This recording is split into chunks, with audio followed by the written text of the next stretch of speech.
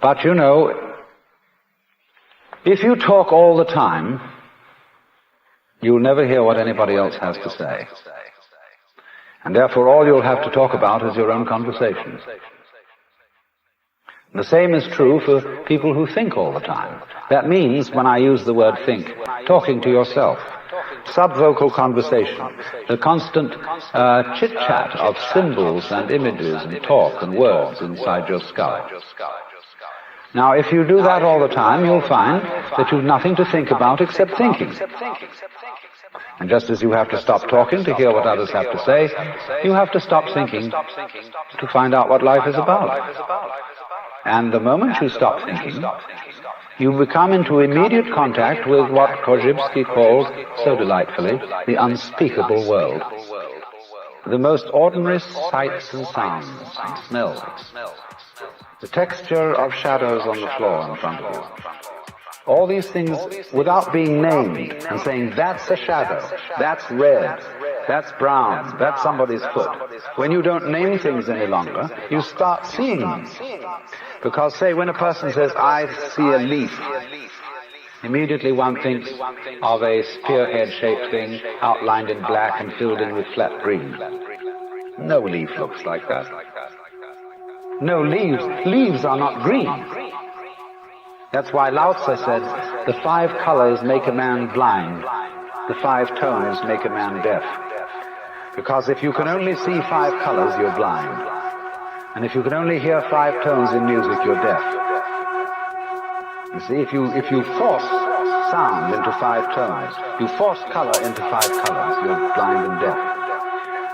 The world of color is infinite, as is the world of sound. And it is only through stopping, fixing conceptions on the world of color and sound that you really begin to hear it and see it. So,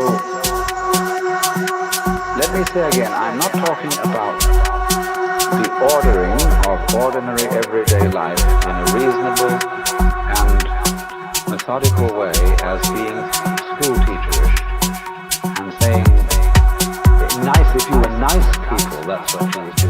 For heaven's sake, don't be nice people.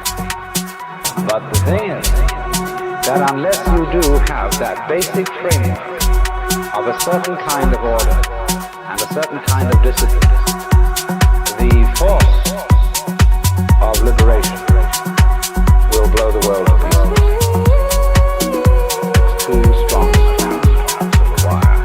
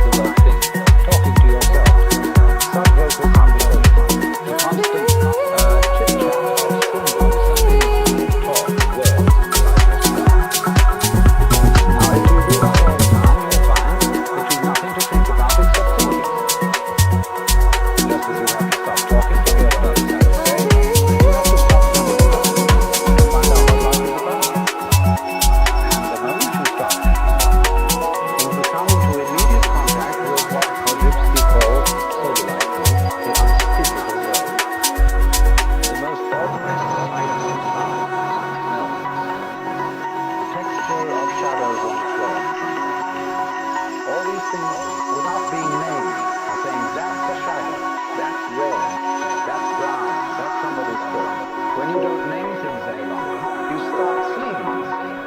Because, say, when a person says, I